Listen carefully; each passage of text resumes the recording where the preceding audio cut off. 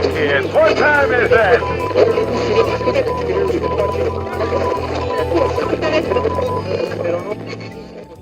Let's see what the great Patrick Mahomes will do on this play. But before we can talk about how great Patrick Mahomes is, we have a flag on the play. Before the ball was snapped, pass interference on the defense, numbers 1, 2, and 3. By rule, the great and powerful Patrick Mahomes will elect where to place the ball. Hail Patrick Mahomes. Okay, it's now 1st and 10 for the Chiefs. Ball is snapped. Man, look at the way Patrick Mahomes handed off that ball. Superb technique. But let's check out the flag on the play. During the play, personal foul, violating Patrick Mahomes' personal bubble. The result of the play is first down, touchdown, and Chiefs win by 50 points. Hail Patrick Mahomes. Saquon Barkley goes into NFL history. You're watching one of the best players of this era have the best season of his career. Saquon Barkley hit a mark that only 8 players before him ever hit.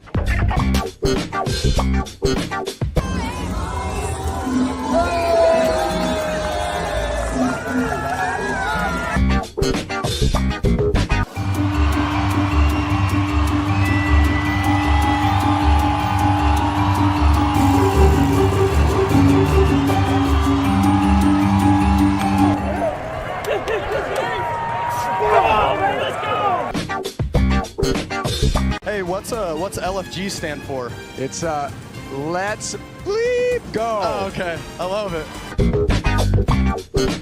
Sometimes you eat a shit sandwich and you got to own it. And you know, this isn't the first time that's happened in my career, and it's probably not going to be the last. Quack, quack.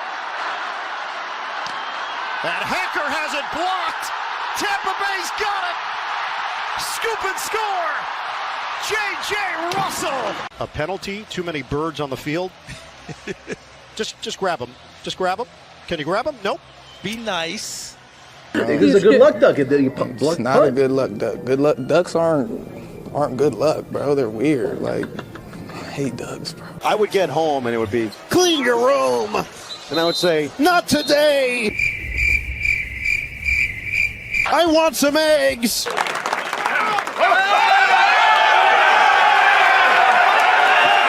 Broken ankles and yolks.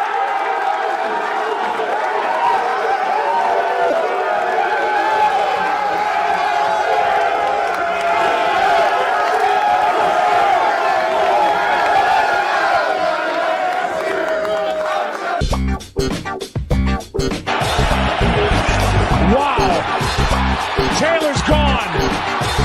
Taylor, come on, touchdown. First start, Angriff. Oh. 5 Yards treffen. Taylor's gone. Taylor's gone. Oh, Jets bag is back, baby. Back. I thought Jets bag was gone for a while, but no. Yeah. They're bad. Jets bag follows the Jets, so whatever the Jets do, Jets bag does accordingly. Let me get this off. Keep sounding good Southerner that. That's what Jets bag does accordingly. Yes, exactly. Greetings from Los Angeles. Hello there. I'm crunchy tired. It's 6 o'clock in the morning. Crunchy tired. I got my hotel coffee. I had my Walmart apple pie. We're good. I've got my Pepsi Zero, and you have to get the right flavor. You have to get strawberry peanut butter Uncrustables. Oh, wow. Yes. Breakfast of Champions. That's right. What do you got there, Edson? I got nothing. I got a yeah. Got a rock. Edson's drinking gourmet coffee. I'm drinking. I might not survive. I don't know. It's going to be what this cup has. What the heck that is? Yeah. So, hello everyone. I hope you had a great Christmas. Yes. New Year's. And New Year's. And New Year's. That's right. We've already passed 2 holidays. Right. And before we start, actually, we should just acknowledge about the horrible, several incidents that happened right after the New Year around the country, most notably in New Orleans. Right. Which delayed the Sugar Bowl a little bit. but did not delay Notre Dame's beatdown of Georgia. Oh my, that was almost criminal. It was almost criminal. Almost as criminal as theirs.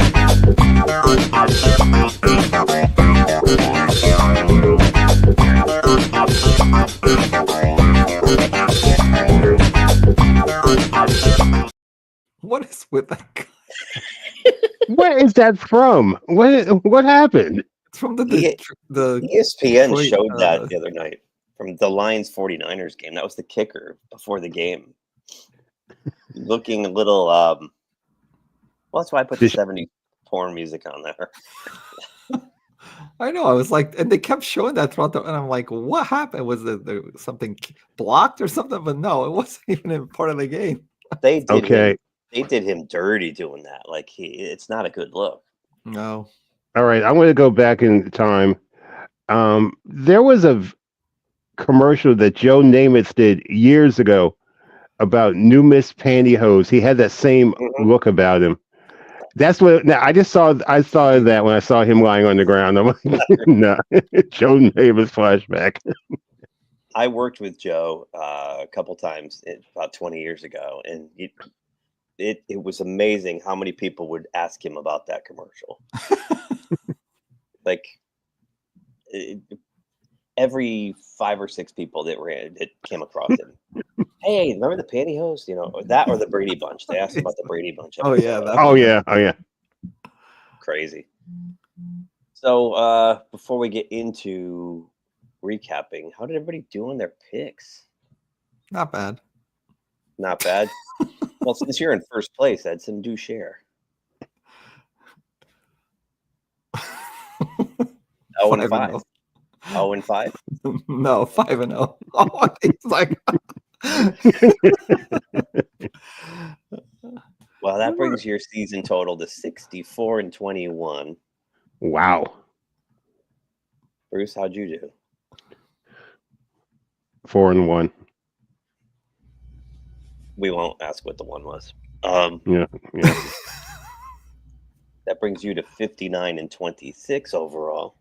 You got a shot. If you go 5-0 this week, and Edson goes 4-1 or worse, or 1-4, you mean?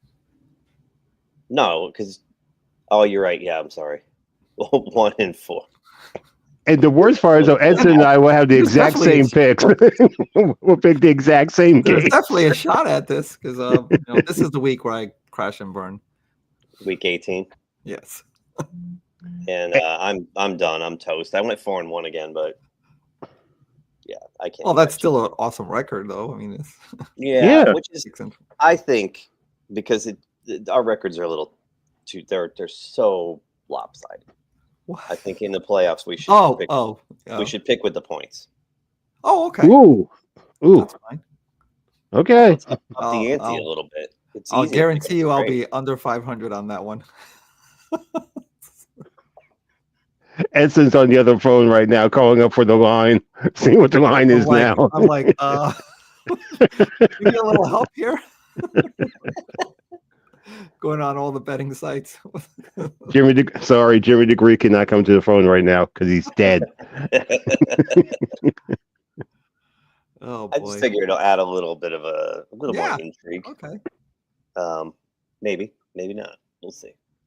Oh, before we start, I'm going to put a little for my Edson, for my brother Keith. I just read something last night and I wrote it down like 3:00 in the morning.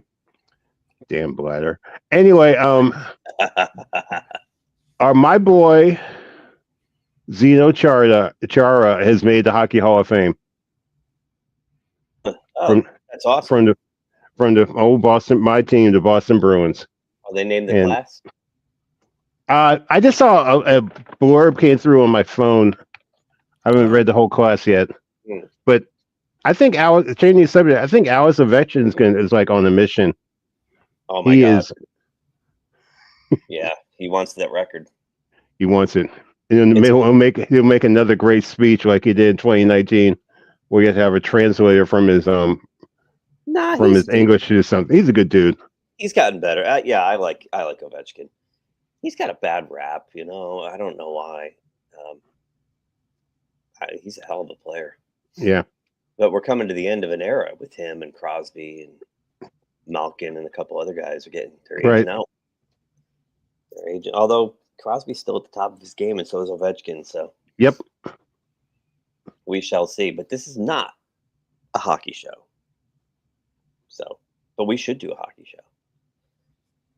show. Do we have to cover the Christmas games? We can. That was last year. We can go. We can. That was old news. That was a year ago. that was a year ago. Yes. We don't have to do that. Yeah. Yeah. No. It's the Steelers and the Chiefs. It seemed like it was going to be a really good close game, at least through the first. And then something. Can you identify the point? Was there one play or one instance where it just kind of got out? Yeah. Or just. I would say it would be the interception Russ threw in the end zone. Oh, well, that's where him and Pickens are now having a little media battle where Jeez. Russ says Pickens didn't finish his route. Oh, okay. He was supposed to be there, and Pickens won't answer either way. They asked Pickens about it, and he said, "What did Russ say?" And they told him, and he puts his little thermal mask up over his and walked away. Great. Look, Pickens is infinitely talented, but he's a petulant child. There's no doubt about that. Oh, it seems to run in the Yeah, I was going to say that. Family there in Pittsburgh, especially. Yeah. Yeah. Yeah, they're good at drafting hyper talented, hyperactive babies. Yeah. Yeah. They really are. Yeah. So, but it's just that the Steelers' defense is. Been bad. They've been bad for about 5 or 6 weeks now.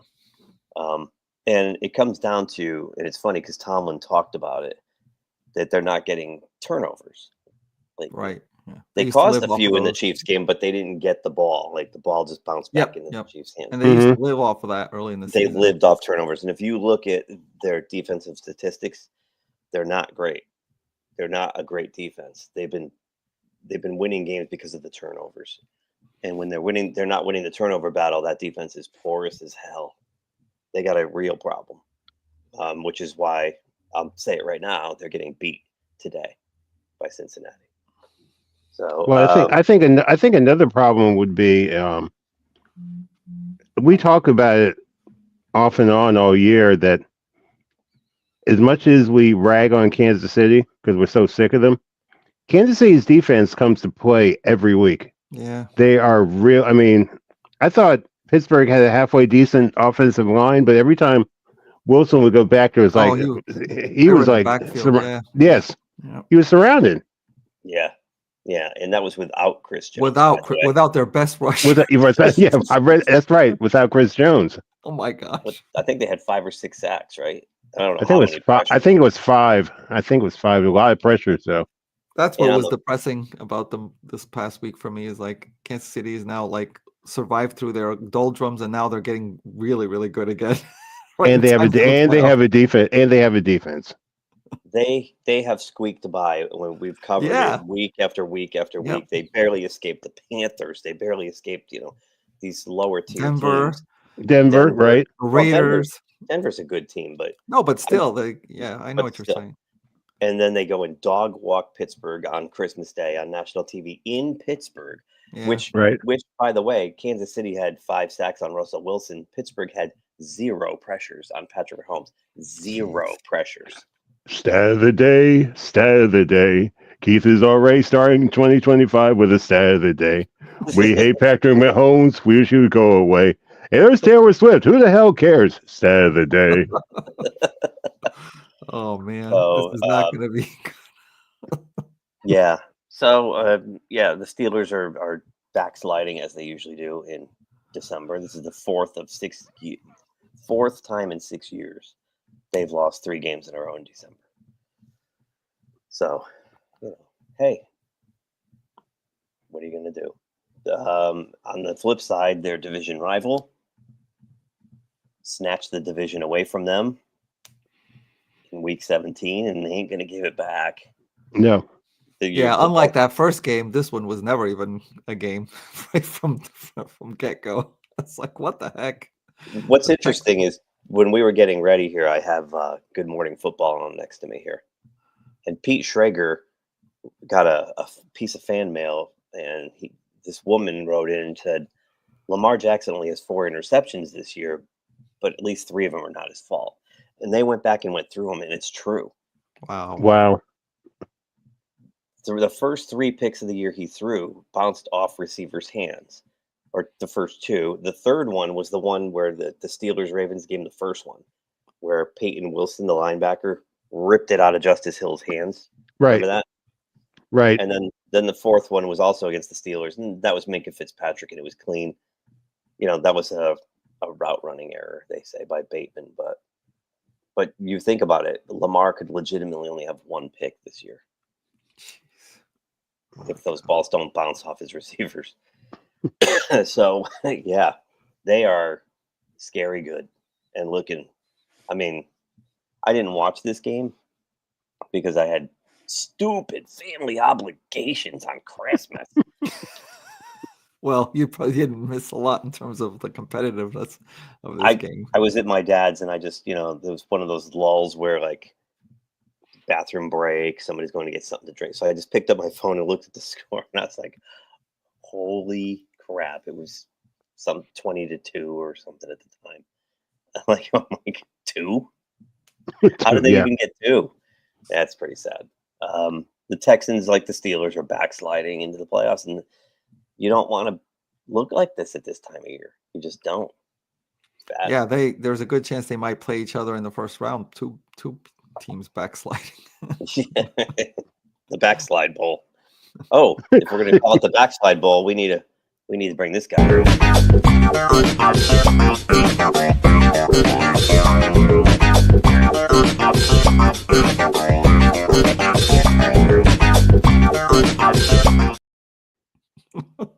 Yeah, baby. Yeah, baby. Work that field goal, baby. Yeah, baby. Yeah, all right. All right. That's so whacked. So lately, it seems like on these primetime games, we're getting like these horrible, low scoring. I mean, we've seen some really bad games just like any season, but this one, what the heck? Are you kidding me? So bad. Such bad football. Oh It my was gosh. so bad. Like, there was nothing compelling at all about this game. It was like second quarter, it was 6-3, and I started dozing off, and I ended up missing the rest of Nothing. it. You didn't miss anything. Well, I heard when I checked was the it score, it was the same. Yeah. Didn't Ichiro hit a 3-run homer backed by Griffey's 3-run homer? That was a 6. And I think Dave Kingman hit one out of Waveland Avenue, so that was 3 for the Bears. So that was it. Holy cow! Was it? I thought it was Andre Dawson, but yeah. Andre Dawson, my bad. Oh, and I have not seen such a bad coaching job, the whole coaching organization for the Bears as I've seen. Well, except for maybe the Jets. It's like, what the heck? This poor guy Tom Brown was clearly just thrown to the wolves. Yeah. Oh yes, yes he was. Yes he was. From receivers coach to offensive coordinator to head coach in a span of like 3 weeks, and man, wow! It looked like he was doing well as the offensive coordinator, but once he got out, took on all those other responsibilities, it just kind of what the yeah. I mean, yeah. When wide receivers coach, that's a specialty. That's you're controlling one room, you're dealing with a handful of guys. Then you go to offensive coordinator, like, okay, now you get to scheme up some plays, design the offense, call the offense, and then wow! And Caleb Williams is in some serious trouble. He's starting to develop it. It's looking very Jets like, where he's developing a lot of bad habits. There were at least 3 or 4 times in that game where he's running backwards and throwing while he's running backwards. Yep.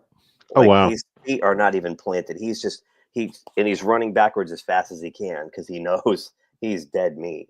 I mean, they might as well just take the offensive line away in Chicago and just play the old 1 Mississippi, 2 Mississippi thing.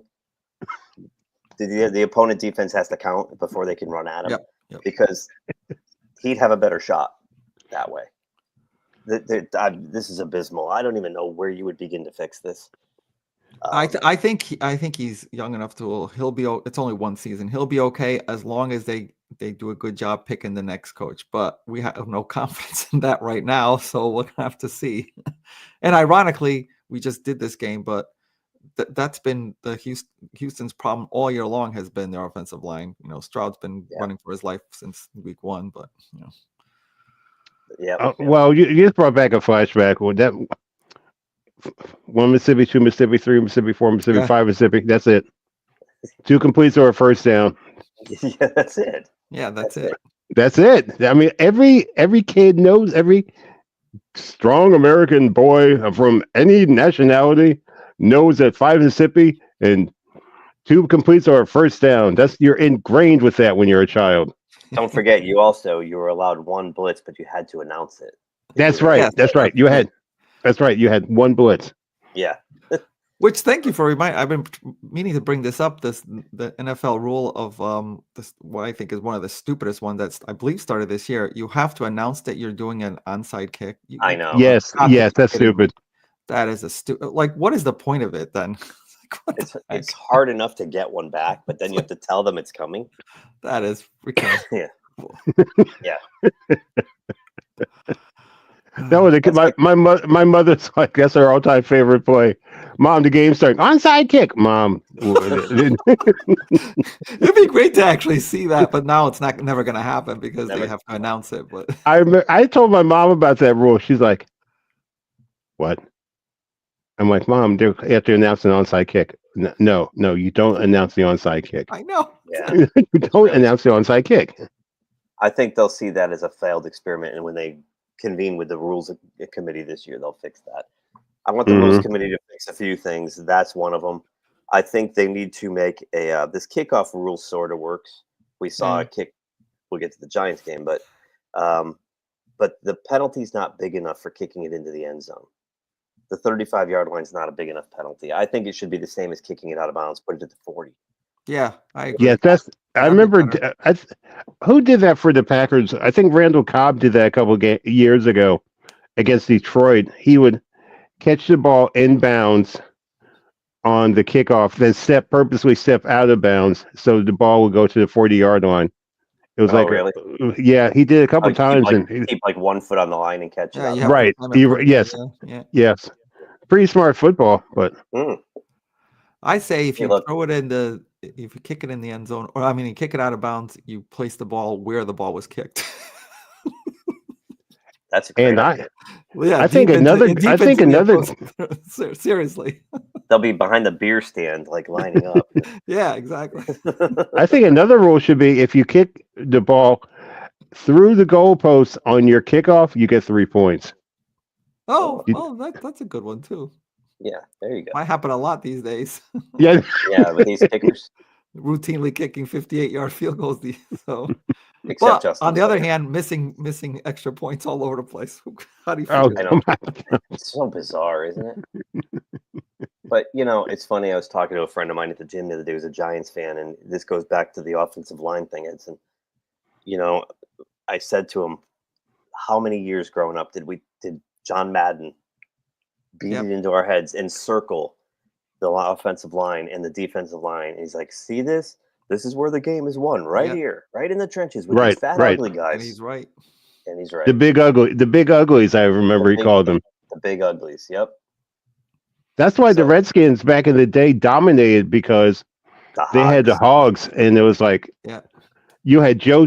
I still remember listening to Redskins games. Every time Jacoby would lead Riggins, they played this diesel horn. It's like going down 66. Is because Jacoby was so massive. It's like Riggins is like, I'm here too. Look at those Dallas. The Cowboys' success was only because Johnson built that offensive line for while he was there. So that line was unbelievable with Stepnoski and Larry Allen and Nate Newton. And remember the Super Bowl they played against the Steelers. The first play, Greg Lloyd starts rushing Aikman, and Larry Allen just goes and launches Greg Lloyd like 15 yards backwards. And I was like, "Oh no!" This is a long day. Speaking, I think I'm not sure about this. Speaking of Larry Allen, I think he just passed away. Oh my gosh, really? I think so. I'll look it up, but I think he just passed away. That would be a shame. Too young. Speaking of passing away, the Patriots. So this game was over quickly. Yep. The Patriots. There's a lot of drama going on over there. Do you see all this week? No, I haven't heard anything. Well, the fans want Mayo fired. Why? Well, look at them. Look at the product on the field. They're terrible. You gotta give him some time. And then you gotta give him a couple of years. He wanted to bench Mayo this week. Not get him hurt for the last game, and the fans went wild. So he put him back in based on the fans. That's not good. That's not a good thing. I don't know. It's hey, Patriots got a huge rebuild job going too. Right now though, if they hold if they end up with one or two, the pick, they don't need a quarterback. Right. There's two good quarterbacks coming out, Cam Ward and Shadir Sanders. So if the Patriots end up in one of those first two draft spots, they're going to be able to trade out of there for a handful of picks, and they can, start rebuilding that roster.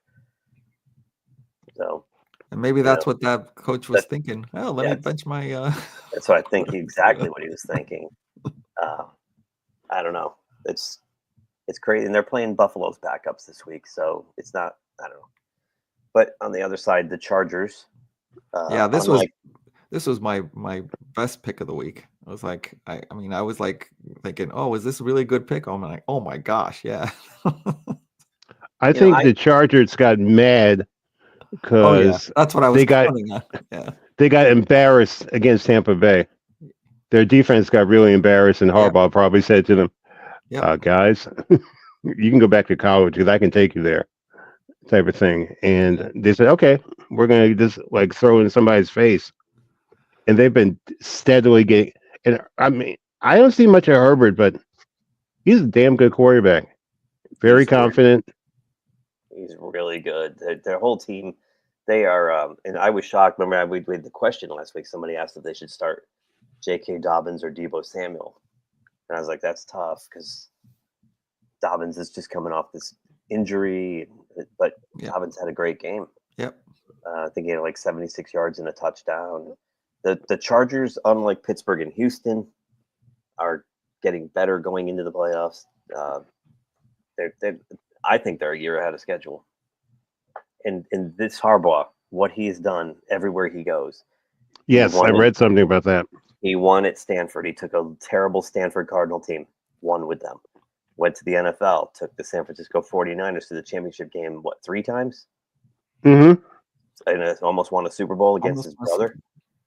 Yeah. Against a not great quarterback. Right, Colin Kaepernick. Then he goes back to college, goes to Michigan, rebuilds that program, wins a national championship, and now he comes to the Chargers and takes a 5-win team, and in 1 year has them in the playoffs. So, and let's not forget, he took a 5-win team and he jettisoned all the skill players. That's right. He did get rid of a lot of players. Yeah, he got rid of Keenan Allen. Obviously, but yeah, he got rid of Eckler. He got rid of Mike Williams. He cleared the roster and started over again. So, he's winning now with Lad McConkey and Quentin Johnson, and it's crazy. It's crazy. He's a hell of a coach. Yes, he is. Next game was probably one of the best games of the year. Mm-hmm. Especially the ending. Holy cow. Oh, man. Bo Nix is for real. There's no doubt in my mind anymore. When a rookie quarterback, and we'll get to the other great rookie quarterback, but with 14 seconds to go? Wow. And he ties the game on the road in prime time, making his 15th start, 14th, 15th start. Yep. He's got ice water in his veins, Bo Nix.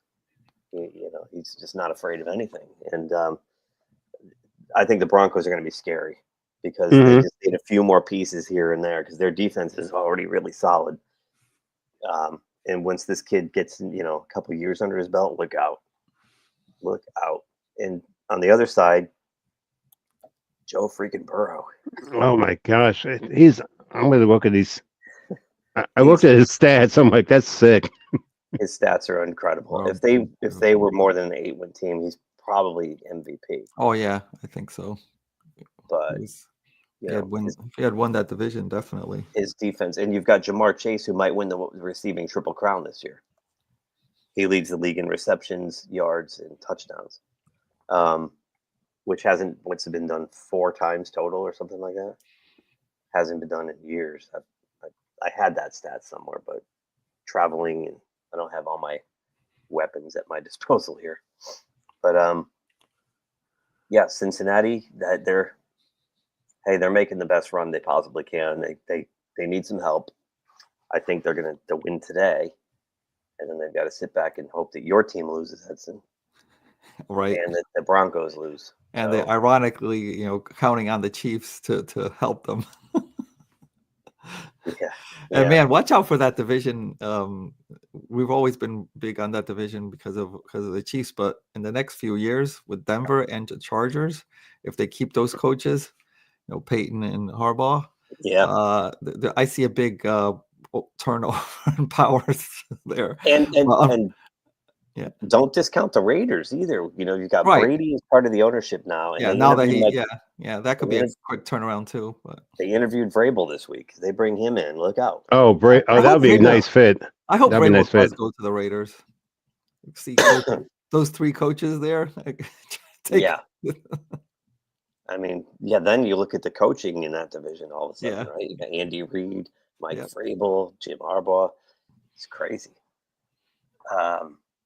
And what's his face? Sean Peyton. Peyton, yeah. Joe Burrow is 294 completions, 428 passes, 68.7%. Jeez. 40. Let me see. Let me back it up. He's got like 46 touchdowns and 4 interceptions. Mm-hmm. That's crazy. Oh my God. Now, if they had a defense, I mean, we say it over and again. They had a defense, and he probably wouldn't have these big, yardage and touchdowns, the statistics, if they had a really good defense. But you have to take the 46 and when you pass a lot, you tend to throw the interceptions a lot. But he's not doing that at all. So you give him a lot of credit for just the 4 interceptions. And you're seeing that out of the 3 quarterbacks that we're talking about in the MVP race. Lamar Jackson, Joe Burrow, and Josh Allen all have very low interception totals this year. Okay, I'm sorry. I was wrong. 423 for 606. He's thrown the ball 606 times this year. Holy cow. Yeah, he's got almost 5,000 yards passing. 4,641. Yeah. Yeah, so if he goes for 360 against the Steelers, he's going over 5,000 for the year. 42 touchdowns, 8 interceptions. But you're right, Edson. Like they're playing from behind a lot. He's got to throw the ball more. So I do see one of the reasons is because they got such a terrible defense. And not to take away from Joe Burrow, I mean the guy is incredible, and just his poise and the ice water in his veins. I mean what he did against Denver in overtime, they could have just kicked a field goal and he went for the win. He's like, touchdown or nothing. Threw it to Higgins, but he's got T. Higgins and Jamar Chase to throw the ball to, and he's also got Mike Gesicki and Chase Brown's an all-purpose back. So, Lamar doesn't have that kind of arsenal of wide receivers. Very few do. Neither does Josh Allen. So Burrow does have the luxury of having 2 absolute elite game-wrecking wide receivers. Soon to be down to 1 because they're not going to be able to keep them both. The nightcap game, what's with the Rams all of a sudden? Didn't they score like 44 points like 2 weeks ago, and now they can't get out of their own way? They keep doing this back and forth. Like 1 week is like 40, and the next week is like, they barely get over 10. It's like, I don't, remember that San Francisco game where neither team scored like over 15 points? I don't know what's going on. It's like they take a day off, and they take a week off, and I don't know. So we'll see this week how much they score. But this was crazy at the end. The Cardinals actually had it like first and goal, like at the 1 yard line, and then he threw an Murray threw an interception at the goal line. Wow. Yeah, it was a mistimed pass that hit Trey McBride in the helmet, popped up in the air, and Akello Weatherspoon, former Steeler, made a diving interception to seal the game. But it did come down to the end. Yeah. So the Cardinals were feisty. It's not like they didn't have a shot here. Guys, I just got something in my ear. Uh-oh. This just in, the game was played at SoFi Stadium. Thank you. Okay. Thank you. Oh, on prime time. Yes. On prime time. We do have to count that. Like, we've got to figure out, we've got to go back and count all the primetime games that have been in SoFi Stadium this year. It's just incredible. Plus, both the Rams and the Chargers are in the playoffs, so expect more of that. Well, yeah, because every playoff game's primetime. The shocker of the week. This one, this is what cost me my perfect week with picks. What in the shit was this? I wasn't shocked as much that the Giants actually won a game. I was just shocked that they could put up those points. That's 45 points. Like, that's a month's total for them. Yeah, I know. Really, I was going to say a year's total, but okay. What happened? I mean, my God, Drew Lock looked like John Elway. Like, now all of a sudden, the Giants coaching side was like, "Oh, maybe we should have had Drew Lock the whole time." Forget the DeVito experiment. I think they were ridiculed into the point where they're professionals, they're athletes, they have pride, and they had enough. Yeah, they just. Yeah, I think you're right. I think they got shamed because it was pretty bad. The dam just burst. It was their last home game. They hadn't won a game there all year. They were the only team not to win a home game this year. And they not only won, they made a statement. That was a statement win. And it wasn't even this close. It wasn't this close. Right. Yeah. It just made it closer later in the game, but it wasn't this close. They put their foot down right from the get-go. You know, it's funny. I was watching some of it. I had the red zone on, and it was like 7-0 Giants. I'm like, well, they're good. They do that a lot. Yeah. Yeah. This is not like their doors blown in. First drive. Yeah. And then the Colts tied it, and then they answered right away, and it was 14-7. I'm like, huh. Something going on there. That's peculiar. And usually they just lie down and go away. Right. And then when they scored their third touchdown, I said, oh, boy, I think I'm in trouble here. I don't think the Colts are going to win this. And Flacco, to his credit, kept bringing them back, getting them like within, I mean, one point it was a 2-point game. And then the Giants just opened up another 2-score margin on them. So no, I kept on like, wait a minute. The Giants scored the what? They scored again? Yeah. Yeah, because we have red zone here at the house. Yeah. They kept hearing us say, the Giants are not going to win a home game. And they're like, I'll show them. Well, I'll screw with your picks. Yeah. So they screwed with their picks. All right, Bruce. They had the number one pick going into this game. That's the other thing. Yeah. That's the criticism they're getting now. I saw this shot of the team owner, John Mara, and he's like this. It was from somewhere else. It's like holding his, he's like this. And it says, when Saquon Barkley goes for 2,000 yards and you lose the number one pick on the same day. Yeah, that was great. Yeah. I guess congrats to the Giants. I mean, well played. But that Malik Neighbors is for real, though. I got to tell you. Yep. And this was a game where, all year I've been kind of on that new kickoff rule. It's not right. It's not really working like they thought it would. I mean, it definitely brought the number of returns up. Right. I think it was down to like 23% last year of kicks that were being returned. So they got it up to like 62% or something. That's good.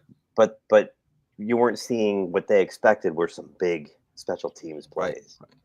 Big returns. People were still only getting to the 30, 35-yard line.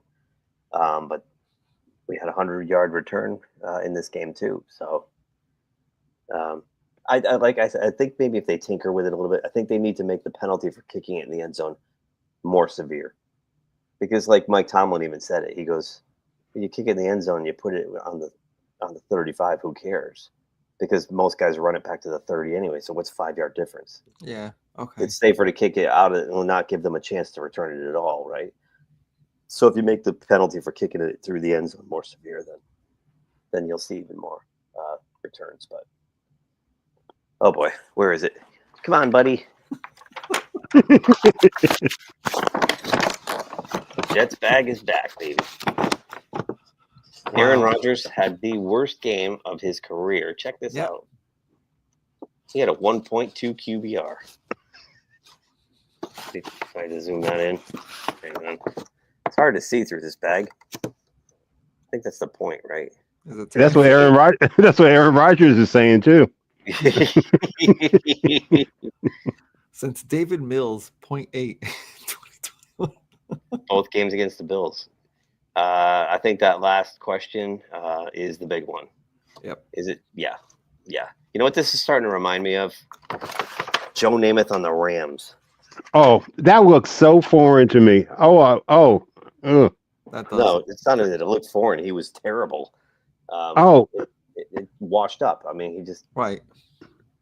You know, it's bad because I don't know if you saw they caught it on Mike. At one point, he came off the field and said it's time for Tyrod Taylor to go in. Yeah. Oh wow. He actually took himself. Yeah. He pulled himself. Wow. And then Taylor goes in and promptly throws 2 touchdown passes. They were going to get shut out.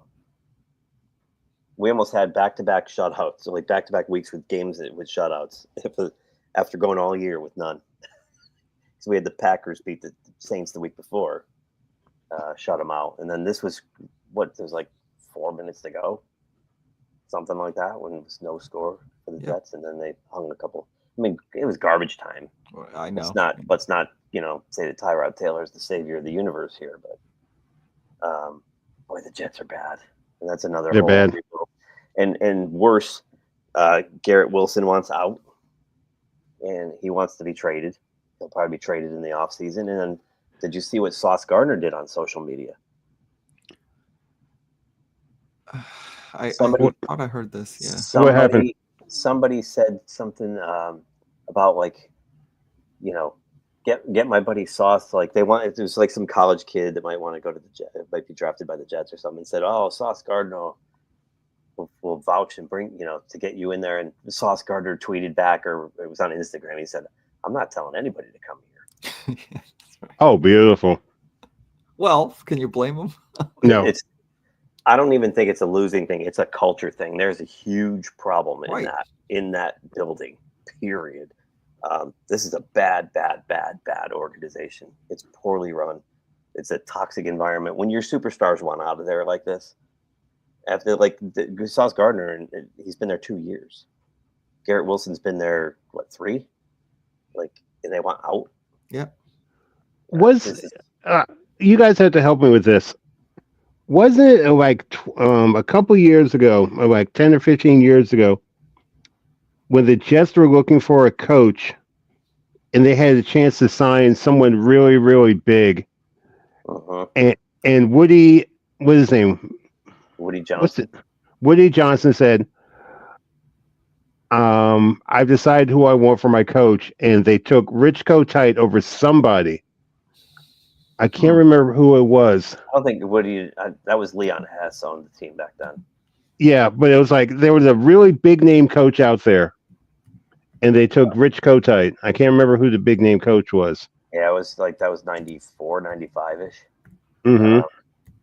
Well, I mean, they've had this throughout their history. They actually hired Bill Belichick, and he quit in an hour on a napkin, a lunch napkin at a lunch meeting. Just quit. Yeah. It's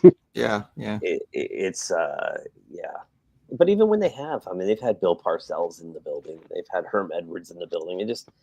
There's something about the culture there that's I don't know what it is. Is it cursed? Is it doomed? They just can't seem to break the curse. And when you have really good players that don't even want to be there, look at Hassan Reddick came in and just didn't even want to show up right away. It's just, I don't know. It's a mess. But they've got to broom Aaron Rodgers and they've got to just start over again. Yeah, think of Devontae Adams. He's like, I came cross country for this. Yeah, it's ugly. So, good luck to the Jets. They did interview Mike Vrabel this week. Yeah. I think he's going to the Raiders. They also interviewed who was their other former coach that they had? Pete Carroll. No, it was oh gosh, I can't believe not Adam Gase. That would be great if they brought him back. No, it was Rex Ryan. Sorry, Rex Ryan. That's right. I read that. Rex Ryan. Yeah. I think he'll end up the coach, Rex. I think he will wind up the coach because he actually wants that job. Right. I think Vrabel interviewed as a courtesy. I think he's going to the Raiders because of Tom Brady, and he's a better fit with the Raiders, in my opinion. Vrabel. The Jets could use a guy like Vrabel. They need that kind of discipline in the room, but I don't think he's going there. And remember, people don't remember that well. That Vrabel totally. I think we talked about it last week. Vrabel totally screwed with Belichick when Belichick at his peak because he kept on calling those delay of game penalties, and Belichick's like, you can't do that. He said, yes you can. And Vrabel kept on doing that when he was at Tennessee. Belichick said, that's the last game I'm going to coach. I'm done. He drove Belichick nuts. Yeah. Yes, he did. On the flip side, the Bills, the Bills keep on billing, right? They got the number 2 seed locked up, so they're not playing anybody this week. Yeah, here's a stat for you, by the way. Okay, I'm ready. Mitch Trubisky got on the field. Saw some action. So last week, Russell Wilson, the Steelers' current quarterback, had 0 touchdown passes. But Kenny Pickett, Mitch Trubisky, Mason Rudolph, and Joshua Dobbs all had at least 1 touchdown pass. All former Steelers. All former Steelers, yep. Stat of the day. The Steelers let those quarterbacks get away. Where's Russell Wilson on the ground today? Hey, Russell, get up. You're part of the stat of the day. Where the hell is Dan Patrick? 3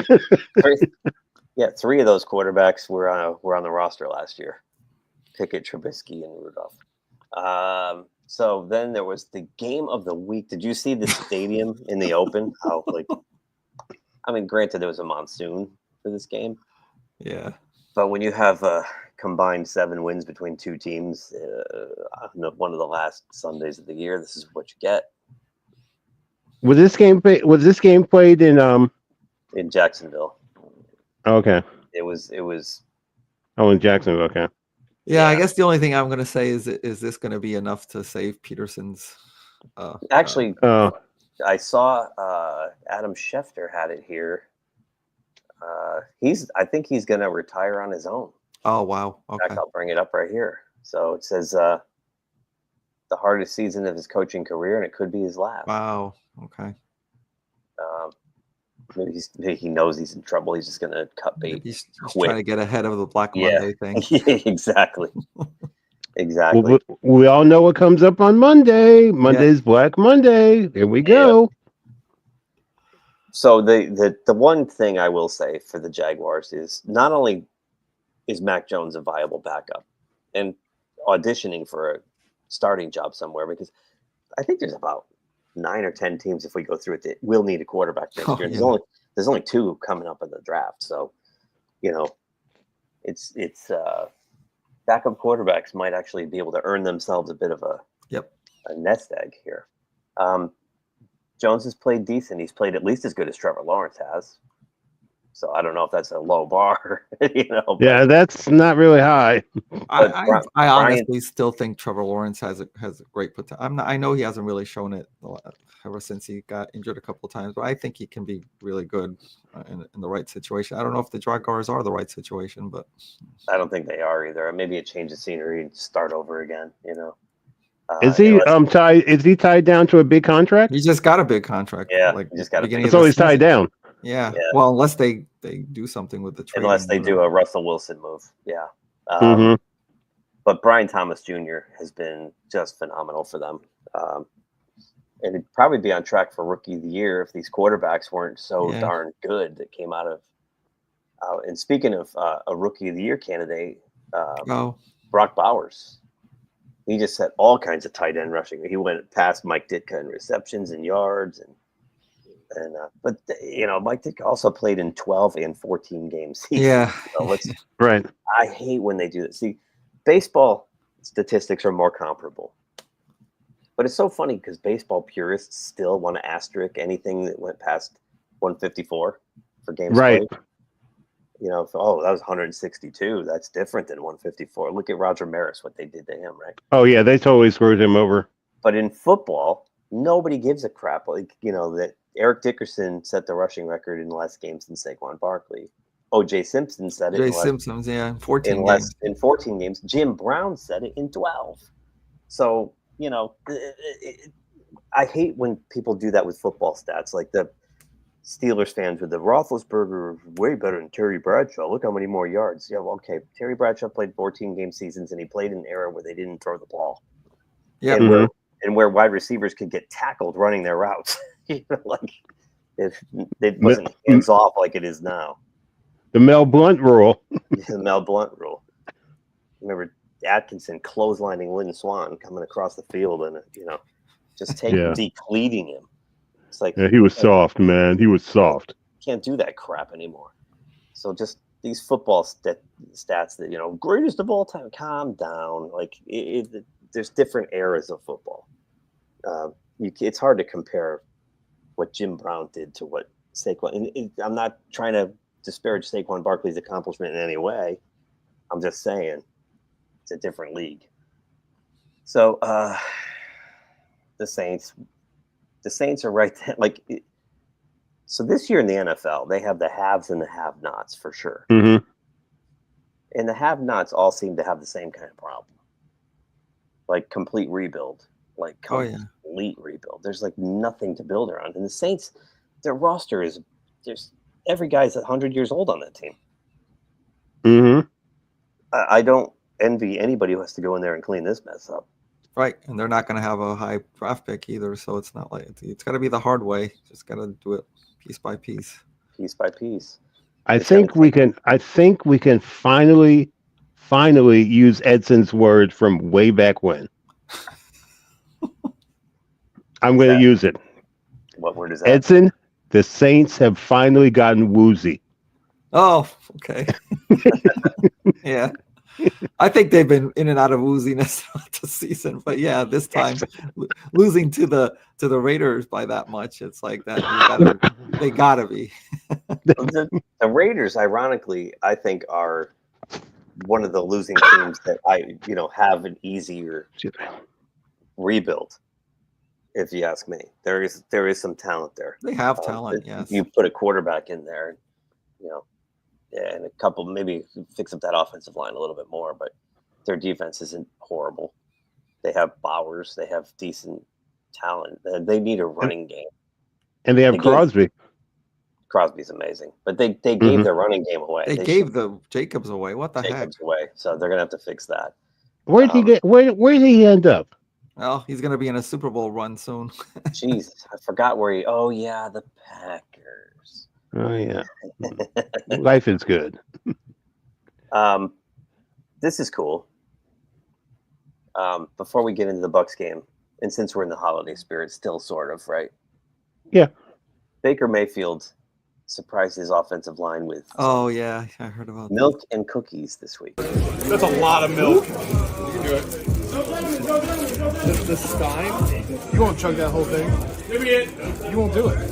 Yeah, what kind of milk is it? Whole milk. Whole milk? What is this? 900 calories? You said I can't. No, you can. I'm saying you won't. Yeah, so I have to. Thank you, Baker. I do have some Baker. Okay. Nice. What's wrong, guys? You're so cute. You guys want some milk with that? Okay. Is it better than American chocolate? Oh, yeah. It's let me try that. It's whole milk. It's whole milk. It probably is better. Oh, that's good stuff. That's good stuff. Good dunk.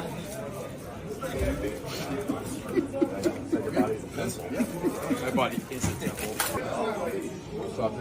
Oh, these are good cookies. Really good. Great milk. Usually cookies like this are hard. Yeah. Whoever did this, well done. Must use good ingredients. Pleasantly surprised. Thanks, Bake. Good job baking these. My whole cookie fell in the milk. Wasn't there another mug? Son of a... No, just shove it harder. Don't shove it harder. I want the milk. No, you lost your privileges. Break it now. That milk is fire.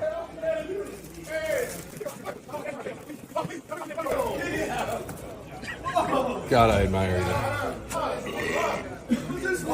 Did you hear that? It's for you, Mom. Tristan Wirfs to the win. I hated that too when I used to do that with the milk and where the cookie just fell in. Oh man. He is loving life down in Tampa Bay. I think that's the perfect fit. I really do. How he wound up in that such a great place. Bruce, when I said the same thing to myself when I first saw that clip. I said exactly what you just said. It was funny when I found that clip. It was labeled wholesome, and that's really what it is. That's, they were like little kids having milk and cookies. That's awesome. It was just, and by the way, props for that throwback glass, right? Yeah. Oh yeah. I love that logo. Yeah. I wish they'd bring that back. Bring back the creamsicles. The creamsicles. Baker looked awesome, man. I mean, this team, they even had a duck on the field to help them out. Right. Yeah, they're hitting their stride right at the right time. We spoke about injuries and stuff. They had those injuries early on and were able to tread water and recover until they got back, and now they're hitting their stride. And I don't know. I can't wait to see who they get in their first matchup and see what happens. Yeah. Mike Williams. I think Todd Bowles is a perfect coach for them too, because he lets them play. He just lets them be who they are. He's very laid back. Yeah. Mm-hmm. Yeah. And down in that environment, I think that works. It didn't work in New York for him. Too intense. Right. Oh yeah. Too many distractions. And the media scrutiny in New York's brutal. You got to be able to tolerate all that, outside noise. In Tampa Bay, he's not getting that level of scrutiny. So, and you're right, he's letting them develop at their pace. Mm-hmm. And he's got a nice mix of veterans and young guys. But Mike Williams needs, I think, 87 yards or 83 yards today to get his 11th 1,000-yard season, and he missed a significant portion of this year. Mm-hmm. So I think he'll get it. The only caveat is they still have to win. They have to win this weekend. Right. And Atlanta doesn't. If they win, doesn't matter what Atlanta does. But if Tampa loses and Atlanta wins, Tampa's out by way of tiebreaker. So they're going to have to play. So they're completely out in terms of even a while. Oh yeah, they are, because there's one spot left. Because because Washington's already got a better record. Okay. Yeah, and we'll look at the playoff picture, but there's only one spot left. Yep. Panthers, this was disappointing after the way they've been playing lately. Early on, they were in this game. It was close, and then it was disappointing in terms of how it was so lopsided. I didn't think they'd win, but I thought they'd give it at least to make it a game. And I think not having the Chuba missile. Well, right. Remember we talked about that at the end of last. Was like, oh, Chuba's out. Oh, geez, that doesn't sound good. Yeah, you remember putting that thing up there. I think that really takes a dimension of their offense away, and for a guy like Bryce Young, who's just coming into his own, he's been a different player since the benching. But when you take a component like that away, it makes him one-dimensional. I think that hurt them overall. So that game got away from them pretty quickly. And speaking of a game getting away from you pretty quickly, the Cowboys are another team that were like trying to, not that they were going to make the playoffs, but they were playing much, much better over the last 3 or 4 weeks, and then they just got steamrolled. Their defense was playing really good. They were 5-1 in their previous 6 games. Right. I didn't think they'd beat Philadelphia Philadelphia, but I didn't expect this. Worse than that, Kenny Pickett went out with broken ribs, and they brought in Tanner McKee, rookie out of Stanford, who went 3 for 4 for 52 yards and 2 touchdowns. Now that's the stat of the day. But the best part is his first touchdown pass of his career went to AJ Brown, and AJ took the ball and threw it in the stands. McKee floating for the end zone. He's got an NFL touchdown to A.J. Brown. How good did that feel? Where's 11? Dude. He threw your ball. No, did he really? He's gone. Good job. Thank you. Oh, he was all pissed. I got family over there, so maybe they got it. They went all up and walked him down. AJ will probably sign a few things for him. Where's he at? I wanted to say thanks. He's going to in the States.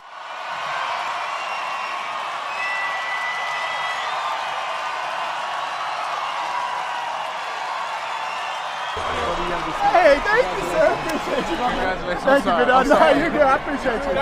Thanks for making that great play, man. I appreciate you. I appreciate you. When Nick came over there and told me, like, you threw Tanner first touchdown pass in the stadium stands, and I was like, oh man, I wasn't thinking about it. I don't know what I was thinking about. I really backed out, so I'm glad we got it back though. I actually had no idea that he launched it into the stands because I was hugging the O lineman. I was pretty excited, and then I run off.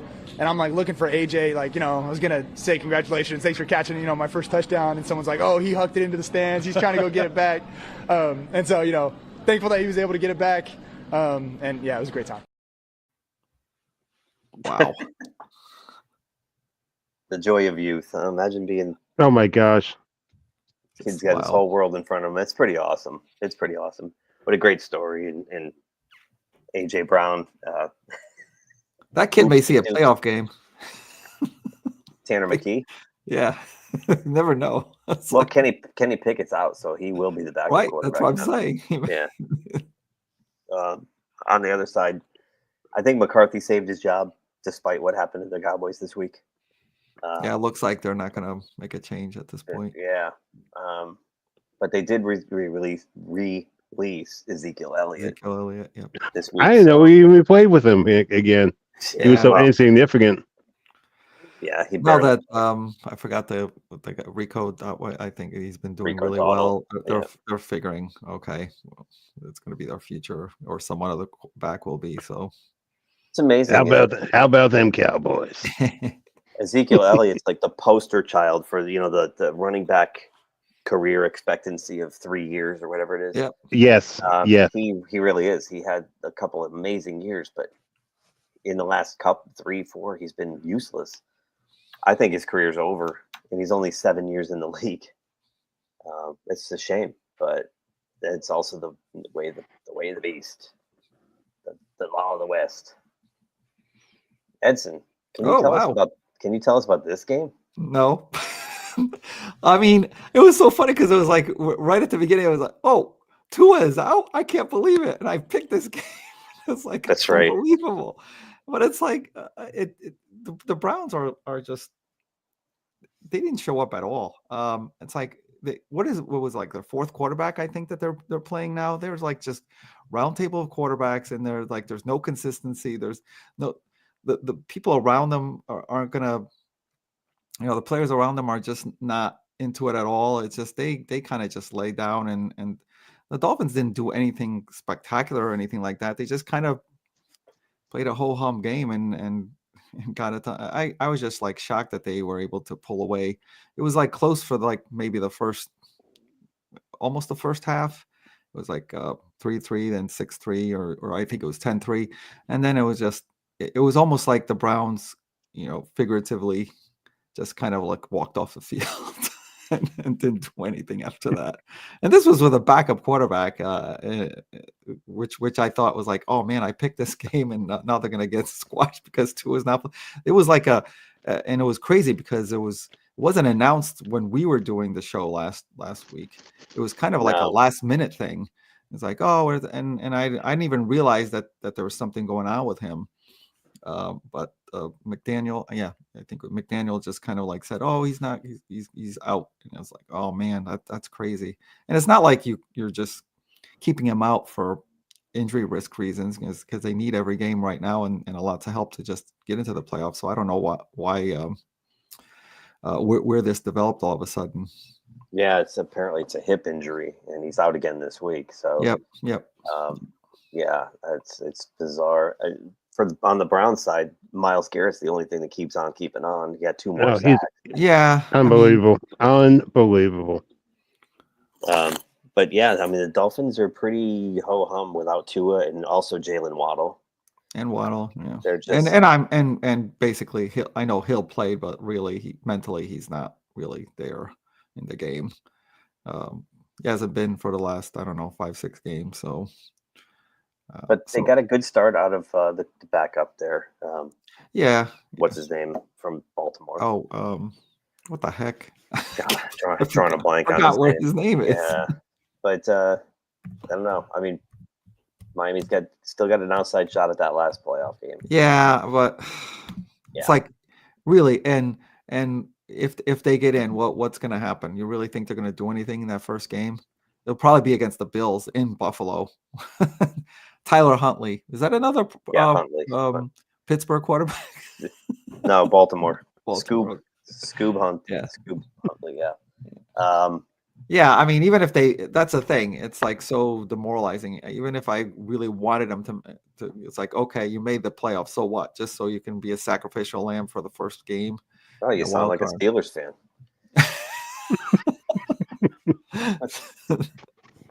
Same deal. Seriously, come on. Same deal. This game, wow. I mean, Green Bay came back and made it very close at the end. What a furious comeback. Wasn't that like the first game like that too? Or was that the first game against Detroit? It was the first game like that too. So here are my comments. Here are my comments for that game.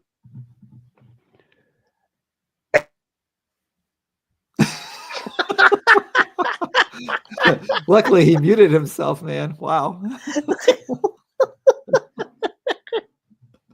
Thank you. So you enjoyed it, is what you're saying?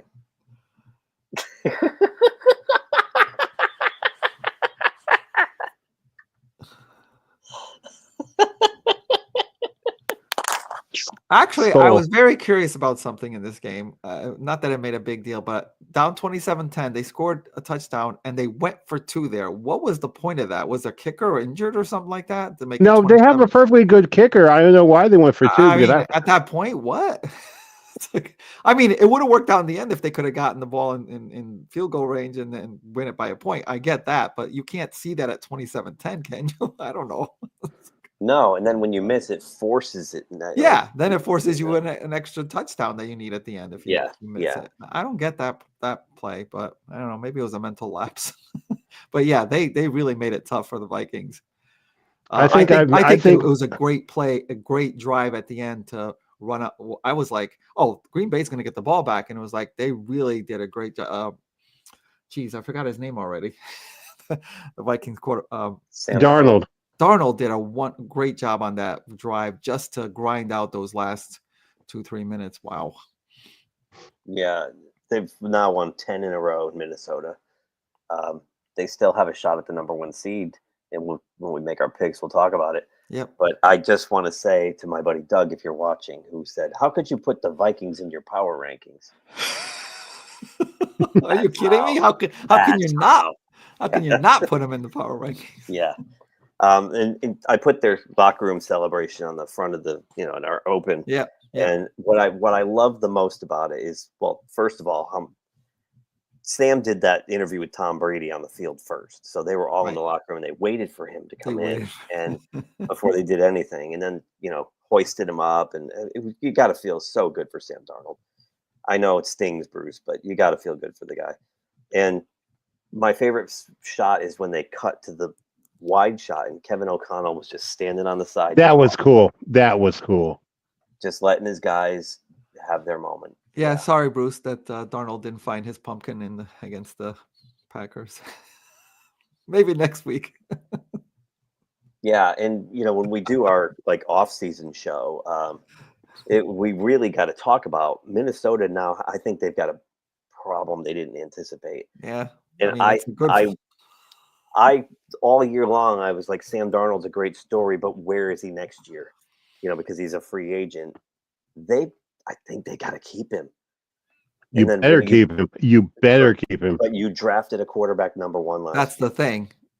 They would like to keep him for maybe 1 or 2 years, but Darnold's going to want a long-term contract for this. Going to want a long-term contract. So I don't know how that plays out. And can he replicate his success somewhere else? I don't think so. Yeah, that's the other thing. He's got to think about that. He works with Kevin O'Connell's system, and whatever Kevin O'Connell does, whatever voodoo, because Sam started to become Sam at one point, and Kevin O'Connell fixed it before it snowballed on him. He's got to figure out a way to do that again. Do they trade JJ McCarthy? That's a possibility. And keep Sam Darnold? Is McCarthy going to want to sit behind Sam Darnold for 2 to 3 years, like Aaron Rodgers did with Favre and like Jordan Love did with Rodgers? It's a heavy lift. It's a big ask. Well, how many years was Love on the sidelines waiting? 3. Okay. 3. And that definitely worked out. And Rodgers waited 4 behind Favre. But again, then the knock, and we haven't seen much of JJ McCarthy because he got hurt so quickly in offseason in the camp. But a lot of people say, but he came from Jim Harbaugh's system where they ran the ball and he did just what he had to do. There was a game they played where they ran the ball like twice. They threw the ball like twice in the second half. They ran the ball 30-something. You remember that game, Bruce, right? Michigan? Yeah.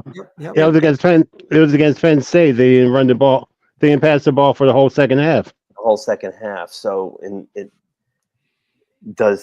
maybe they trade, but Jim Harbaugh's got a quarterback. Like I don't know. Yeah. Look, there's plenty of teams that need quarterbacks. You might see a team like the Raiders take a shot at McCarthy.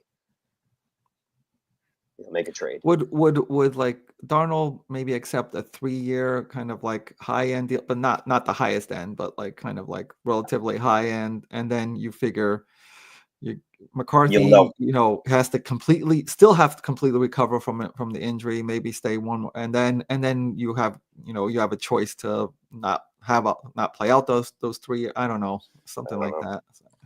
Did McCarthy he broke his leg, right? Or was it MCL type of thing? I think it was ACL, I think. So you need time to recover. So you do. Yeah. So if he sat behind Darnold for a year, that wouldn't be such a bad thing. But so time to recover. But like Edson said, Darnold's looking for a long-term deal. Oh yeah, he's not going to want a small. I would say he's looking for minimum 3 years, but maybe more. I don't know. Yeah, and I would also say conversely, if you sign him to a deal like a 3 to 5 year deal, you're going to know in 2-3 more years what you have for real with Sam. Is this lightning in a bottle? We don't know. And you have a chance to evaluate McCarthy a little bit more. Right. Know whether he's also. But what are their cap issues? What's going to happen? Yeah. You've got Addison and Jefferson are going to need contracts at some point. Like you got to keep guys like Van Ginkel on the defense. I'm no capologist, and I'm not paid to watch the league full time. I wish I was, but I'm not. Me too. So, it's a lot, but well, it's going to be interesting to see what Minnesota does with their quarterback situation. Definitely. Packers are fine. We're fine. We're good. For the Packers is this team's probably going to be 12-5, 11-6, and they're going to be stuck in the number 7 seed. 7 or 6? Okay. Probably 7. I think it's 7. I have to look. Well, Washington is now in the 7th spot, right? Yes. The league has to stop with this division winner automatically gets. Yeah, I know. Especially in the NFC South. Especially down there. Well, and you look at the AFC. Houston's going to be a 4 seed when realistically they're be lucky to be a 7. Yeah, the seeding doesn't work well. It just go by record. Go by record. Yeah, and it actually benefits. If you think I'm going way forward, but it's going to benefit the Chiefs a lot because I think the Ravens and Bills are going to kill each other to get to the Chiefs, and meanwhile the Chiefs just sit back and wait for someone to come crawling out of there. So yeah, I mean, you should, of course, you win your division; it's an automatic bid into the playoffs, but you should not be awarded a higher seed for it. Right. Here's an example. Tampa Bay is 9-7. Atlanta, they're number 4 as of right now. Yeah. Atlanta is 8-8. Yeah. They're 9. If Atlanta wins and Tampa Bay loses, Atlanta's the 4. Atlanta goes to 4 because they won the division. Yep. Which makes no sense at all. I know. I remember us. I don't know how many years, at least 10 years ago, a Seahawks team at 7-9 Yes. won the division and was like the 4th. Yeah. I don't think there was 7. I don't even think there was that third wild card spot at that time, but there wasn't. I think it was six teams at the time. Yeah, no, it's definitely a flawed system, because then they get a home playoff game, and a team like Green Bay has to go on the road for the entire postseason. Yeah, and then Minnesota and Detroit were also going to be in that. One of those is all going to be in that Right. situation. So. Yeah. Can you imagine winning a 14-3 team? A 14-3 team, and you have to go on the road. Yeah. And I think for Detroit's not a big deal, but Minnesota might be a big deal going on the road. Yeah, it's outside. They got to go outside potentially. So yeah. And can we say, is it safe to say, Kirk Cousins will be on another team next year, because Michael Penix owns the job in Atlanta. Oh, he's good. This was a really good game. Fantastic. Yes, it was. Fantastic. And like both teams, there's just so much praise to go around. I'll go first if you want. I just want to say Michael Penix's first NFL touchdown pass was a laser beam with the game on the line on 4th down. He put that thing into a box this big. Wow. I think he, much like Jaden Daniels on the other side of the ball, we're seeing a rookie who's got poise. Mm. You know, he's not he doesn't panic when he makes a mistake. What I've seen in 2 weeks from Michael Penix is definitely trending upward. And they got a lot of criticism for picking him. They're like, why were they picking a quarterback when I remember that. you just signed one? And it's like, well, there's a reason. You're kind of looking at present and future at the same time. So, I mean, as it turned out, they're really good about that. I was one of them. I was like, I was laughing like the Falcons are. I just figured it was for like 2 or 3 seasons down the road. I just thought, oh, he's gonna sit, and and I'm like, that's good, but maybe for a first round, that may not. That I could see the criticism. Yeah. I didn't realize until I saw him play how big Michael Penix is and how strong his arm is. His arm is like a rock. And he's a lefty. Yeah. What makes it even better. Yeah. And wearing that uniform, it's almost like he's a bigger version of Mike Vick, right? But he doesn't look as fragile as Tua is. Right. No, he's. We'll see. And it's too bad too, because the Falcons. In fact, I'm wondering if Raheem Morris made a phone call. Oh boy! Before the game to Matt Eberflus about saving timeouts. I think he did. I think he called Matt Eberflus and said, "Should I save my timeout for never?" Because they mismanaged the clock horribly. Yeah, I know. And then try to kick a game-winning 58-yard field goal, which dropped with a backup kicker because Koo is hurt. It drops like, oh my God, that thing fell 10 yards short. That was terrible. What are you doing? Yeah, I'll say it. This season has not been Raheem Morris's best coaching job, or at least in terms of those type of things, the time management. And remember, they were supposed to hire Bill Belichick, and they passed on Bill Belichick. Yeah. And Bill Belichick does not make. Credit to Pat McAfee show. They brought Belichick on the very next day and said, "How would you handle this?" Like, wow,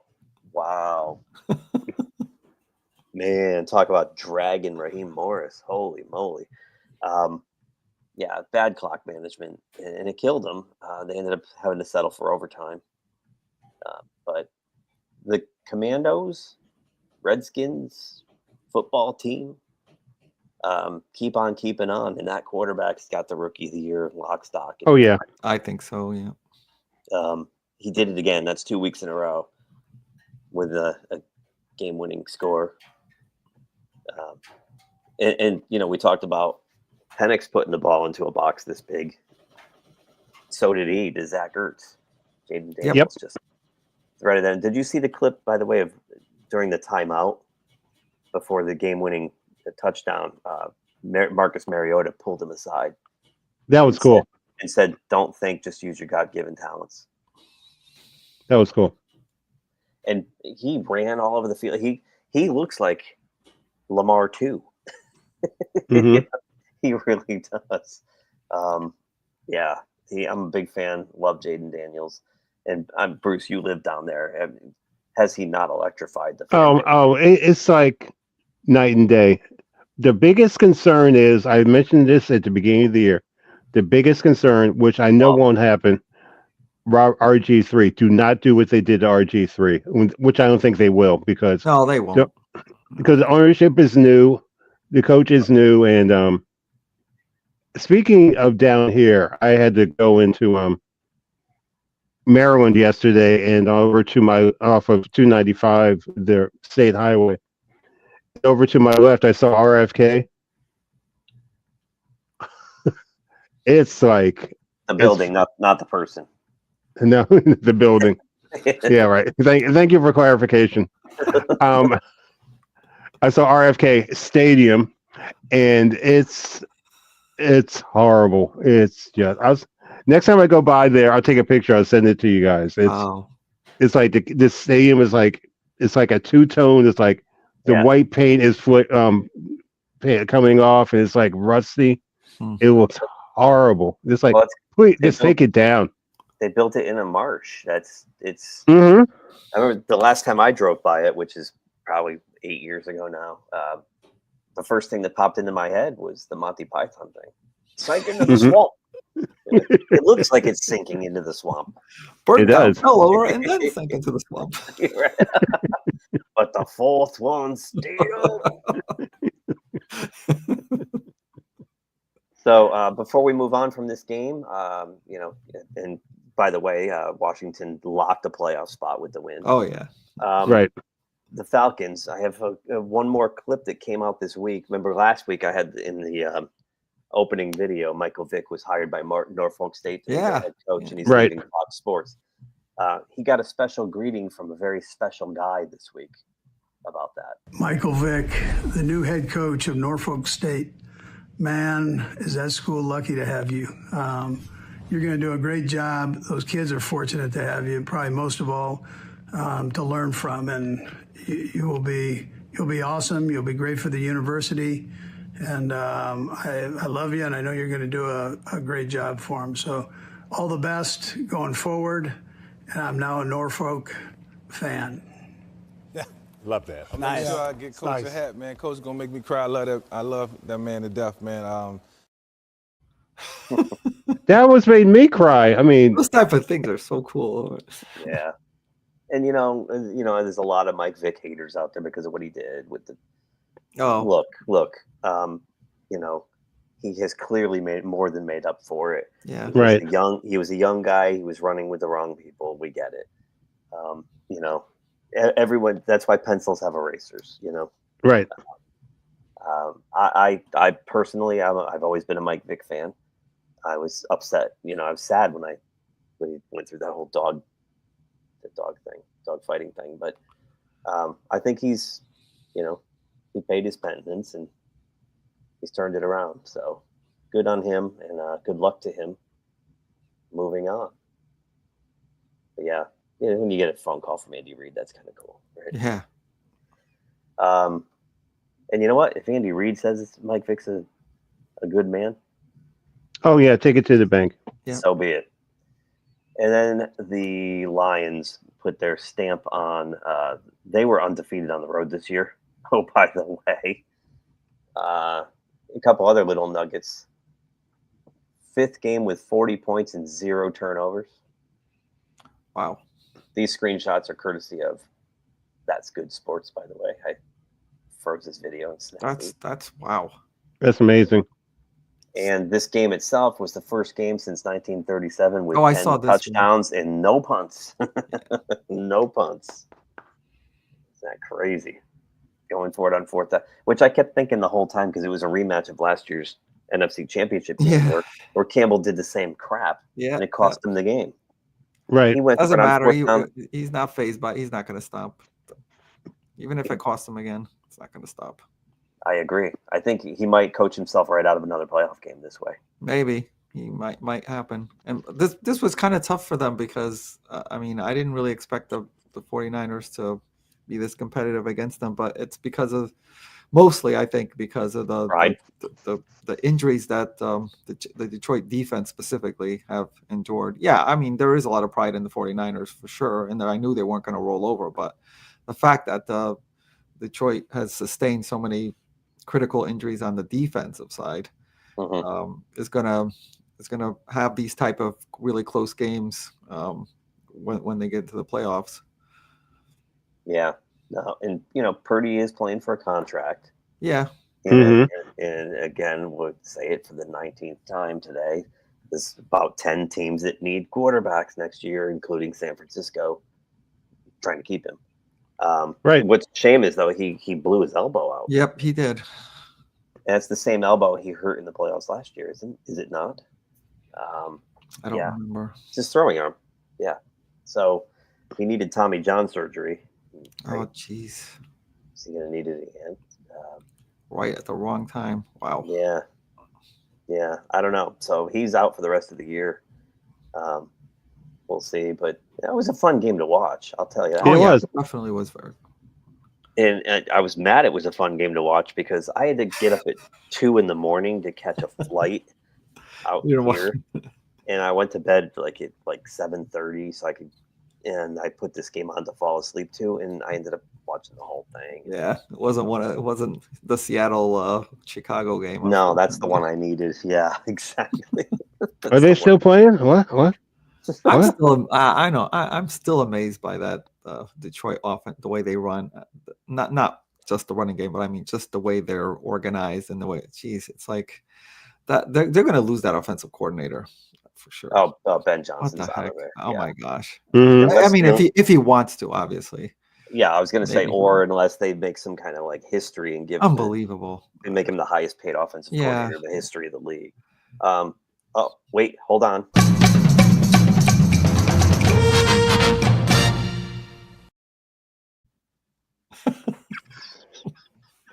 Matt Eberflus What are you doing? is still saving his timeout. Well, they're not making the playoffs, so we better use it next game. That's this right. last game. That's right. And ladies and gentlemen, that was not filmed at SoFi Stadium. Thank you. Yeah. Yes. Oh, and All crunch right. time comes. I hate week 18 or the last week of the season because it's like you don't know who's going to play what. And it's like who's resting their players, who's going to be motivated to play this. Oh, I hate picking the last week.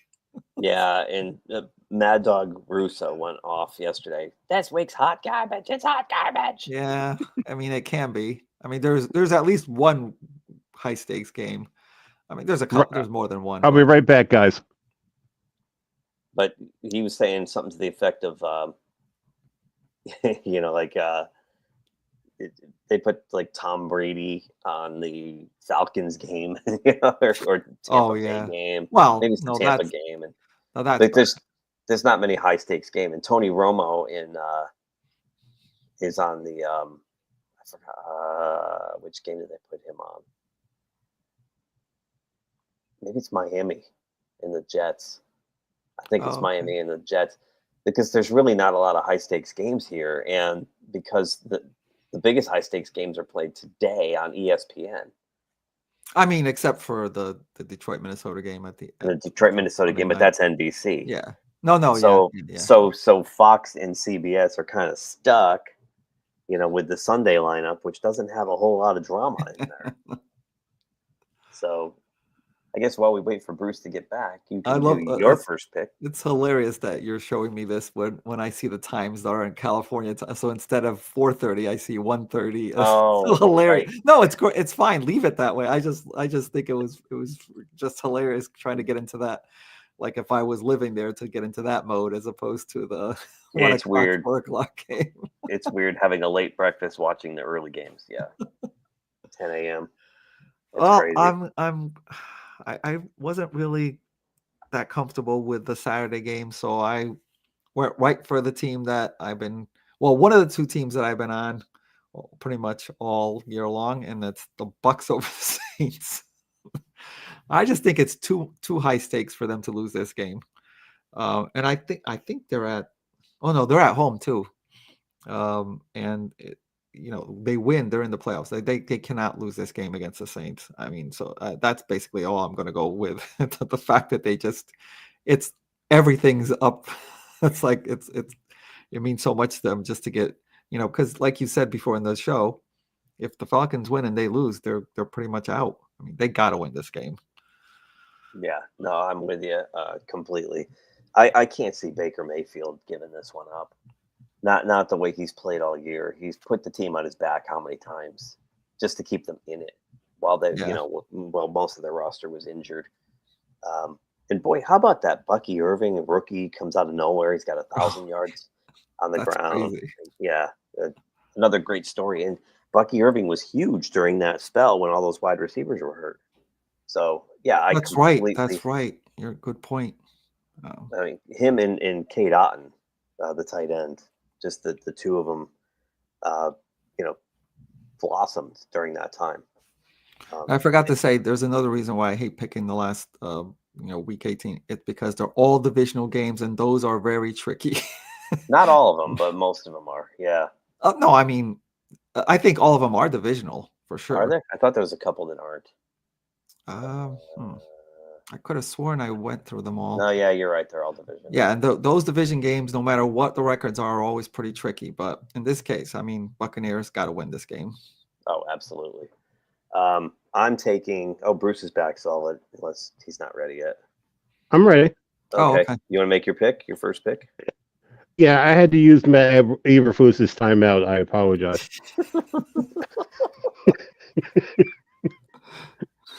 I thought you wanted to do a little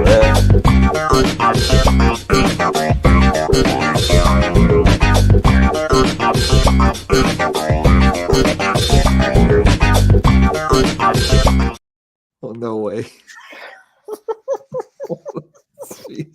Since we're all brothers here, that's how I feel right about now. Oh, God. No more bacon, horseradish, Doritos for me. So I picked the Bucks, Bruce, so you can avoid that game. Oh, good, I did.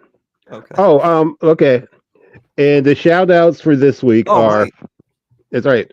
For my friend Boop, Geezy, and unfortunately, when I was growing up, I had two best friends growing up down here, Paul and Keenan, and Keenan's brother Walter unfortunately passed away this week. So, oh my gosh. So sorry. I'm pretty shocked about that because he was like the kid that always wanted to be with us. He was like, "Come on, can I play?" No, go to the movies. Here's the $1. Go to the movie. Go do something. But he was always with us. And Walter, I'm gonna miss you, buddy. You were a hell of a brother and a good friend. And Uncle, I'm sorry. Special thanks to my brothers Keith and Edson for helping me live a dream, and Buffalo Wild Wings crew, and my Arizona and Virginia family, and go Pack Go. Thank you. Okay, now so were Buffalo Wild Wings responsible for you walking away a few seconds ago? No, I'm going there tomorrow. Yeah. But then again, that's where Buffalo Wild Wings is where we hooked up, my brother. Remember that? B-dubs, baby. B-dubs. That's right. B-dubs. Get them wings on. Okay, my first pick. Oh, man. Oh, boy. I was just out while you were out. I was just saying, like, this is the hardest week to pick because you don't know who's showing up, right? Who's trying, who's not trying. All divisional games. It's crazy. Okay. I'm going to go on a limb on this one. This is really, really hard. And I've never done this before. Green Bay over Chicago. Will Eberflus call timeout this game? His timeouts are gone. No, they're gone. No more. I figured. All right. Anyways, go ahead, Keith. Wow.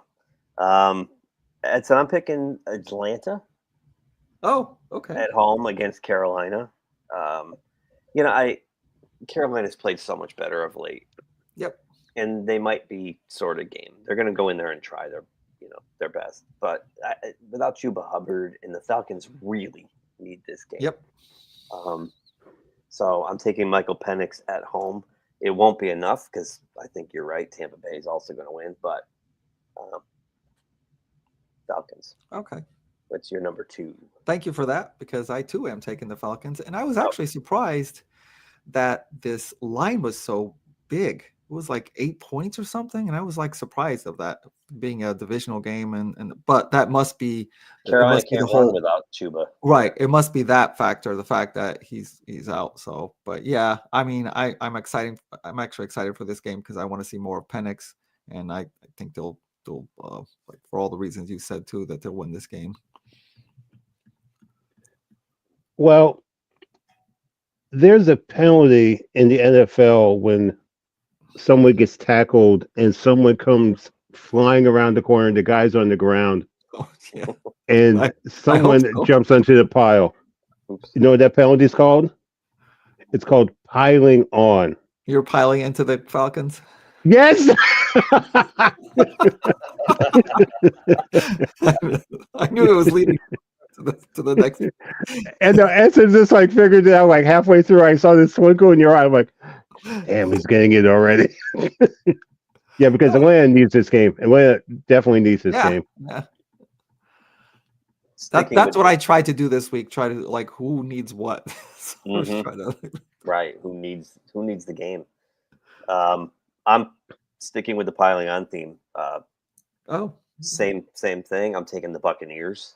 Oh, okay. The Saints at home for all the same. I think the Falcons and the Bucs are both going to win, but Tampa Bay ends up with the higher win total, and that gets them in. So that's it for me. Number 3, Bruce. Number 3. Oh, I'm sorry, Edson. It's your turn. I'm sorry, not my turn. Wait, whose turn is it? Yeah, it's Edson's turn. I go last. Yeah. I mean, I could have waited, but this is the other team. Other than the Buccaneers, this is the other team that I've been kind of like jumping on for most of the year. So Chargers at the Raiders. I'm going to pick the Chargers. I know they're away, not at SoFi, because the Rams have a home game. But I think that, and I don't think the Chargers have a lot to play for here. Maybe they might be able to jump up in the seeding, which is not something that really motivates a team at this point, except if it was a number 1 seed. But I think Harbaugh will be is this type of coach that is not going to want to rest a lot of players because he wants to keep the momentum going. He wants to. He's like Belichick. Belichick used to play all his players all the way to the end, all the way, yeah. Because it puts that mindset in that every week you got to show up. You can't just like take games off, and the playoffs are the following week. So. I'm going to pick them over the Raiders. Good pick. Okay. I saw this point spread on this game and almost fell over. Oh. I'm taking Baltimore over Cleveland. Oh, yeah, Baltimore is over 20 points is the point. Oh, I thought it was 18, but yeah, that's 20 points. That must have gone up since because DTR's not playing. They're on their 4th quarterback now. Yeah, they're on their 4th quarterback. Yeah. I forgot who it is. It's who's going to start for them? I forgot. It's some hapless, guy who's been kicked around the league. And the Steelers still have a chance at the division. Yeah. Bruce, you should be handicapped on that though. You should have to take the -20 with Baltimore. That way, not that much, but jeez. Yeah, that happened in Super Bowl 3. I was totally screwed. I told my father, "Yeah, I think Baltimore the points." My father just looked at me. He said, "Son, the day before this happens, something dramatic's going to happen in your world. You're going to find your twin brother." I said, "Really? Who is it?" And I said, I looked up. I said, "There he is. His name is Keith Larson." Well, now you have a chance, Bruce, to redeem yourself and take Baltimore minus the points. Okay, here's one for you really quick. Do you know that Denver is favored by 10.5 over Kansas City? Yeah, because Kansas City's resting everybody. 10.5? Because they're playing their B team, the Chiefs. I mean, I thought it would be just like 3 points, but when I saw that, I was like, "What the heck are they doing?" And I still think the Chiefs have a good chance. I don't know why. I do too, because Andy Reid will coach him too. And Carson Wentz is auditioning for a job somewhere else. Yeah, next. I wouldn't be surprised if Carson Wentz lights Denver up, but Denver's gonna play hard. Yeah. Oh, they need that game. My third pick, and I was tempted by the Baltimore one, but that's a layup. I'm taking the Colts. Oh, okay. Over the Jags. The Colts are a mess. Pat McAfee ripped them a new one this week. Apparently their culture is just they're getting to Jetsville with guys not wanting to play and not showing up for film sessions and just being overall lazy. And I guess and what's his name? Richardson's really banged up. I guess like one of his discs was slipped out of. Oh, ugh. Like he couldn't walk. Wow. He was crawling on the floor at one point, and then they had to pop it back into place. And yeah, they're but they have Jonathan Taylor, and they're home, and it's a pride thing. It's more than anything. I think it's a pride thing to shut up the critics, and they can't finish 500, but try to salvage what's left after last week's egg laying in New York. Yeah. So I think the Colts. That's my long-winded, chaotic explanation of my pick. Okay. No, Edson. Yeah, I keep doing that. I was gonna try to stay away for this type of game, but it's got to be the most consequential game of the week. So I'm gonna pick the Lions over the Vikings, even though I'm not very confident in this because like we've talked about this, the injuries all over the place in the Lions defense, and we know what Darnold can do all year long, but I don't know. I just think somehow Campbell's going to will them into winning this game, and that's all I got for that. I mean, it's as even as you can get, right down to the records. But they are at home, and it's for the number one pick, so I'm going to go with the Lions. That game is going to be insane. I know. Yeah. The crowd is going to be like, this is our NFC Championship game at home type of thing. Yep. I'm going to take my coworker said, it's easy to pick these games. You're picking all layups. How about Buffalo over New England? That's not so much a layup. It might not be. I know. That's what happened last week. That's what, this week you're it right. might not be a layup. New England played Buffalo's them well. only favored by 3. New England played them well up in Buffalo Yep. 2 weeks ago. And I think Josh Allen's only going to play like the first quarter. Yep. So once Allen goes out, I think Patriots have a real shot at home here. Especially if it's going to be interesting. If May does play. Right. Oh, yeah, right. Yep. The rumor has it that they are going to put May in now after the fan backlash. But you know what? That could also be a rope-a-dope bait and switch where Mayo puts him in and then yanks him in the first half too, or at halftime. So we'll see. We'll see how that plays out. I'm going to use a word that my friend Boop has told me I should use every once in a while. If New England plays the okie doke, you'll know what it's going to be crazy. That's the okie doke. I wanted to use that word all year.